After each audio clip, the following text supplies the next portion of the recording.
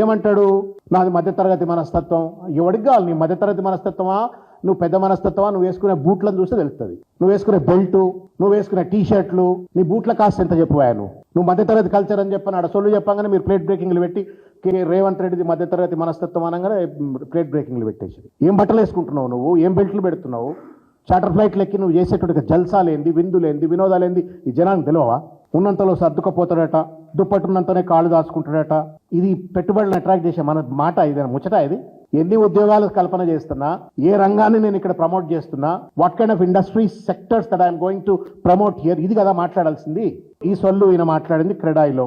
దానికి తోడు అంటాడు స్పెషల్ ప్రివిలేజ్ ఉన్న వాళ్లకు, వైల్డ్ కార్డ్ ఎంట్రీ ఉన్న వాళ్లకు ఒకవేళ సడన్ గా అట్లాంటి వెసులుబాటు లేకపోతే న్యాచురల్ గా వాళ్ళ కోపం ఉంటుందట. నువ్వు ఇచ్చిన వైల్డ్ కార్డ్ ఏంది, ఎంట్రీ ఏంది, నువ్వు పట్టుకొచ్చిన కంపెనీలు ఏంటివి, నువ్వు క్రియేట్ చేసిన ఉద్యోగాలు ఏంది?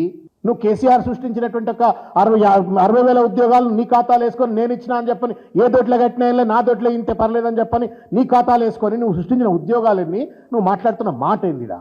ఇకపోతే ఇంగ్లీష్ గురించి ఏదో మాట్లాడుతున్నాడు. గ్లోబల్ ఇన్వెస్ట్మెంట్స్ అట్రాక్ట్ చేయాల్సినాడు, కొద్దిగా గొప్ప ఇంగ్లీష్ మాట్లాడాలి కదా. You need not be proficient, but you should be grammatically correct.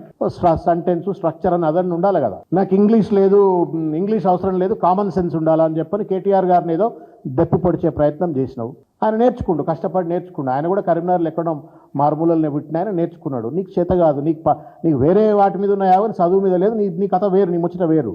నీకు ఇంగ్లీష్ వస్తే ఎంత, రాకుంటే ఎంత, నాకు పెట్టుబడులు వస్తున్నాయా లేదా, నాకు కామన్ సెన్స్ ఉంది అంటున్నావు. నీకు కామన్ సెన్స్ లేదు రేవంత్ రెడ్డి గారు.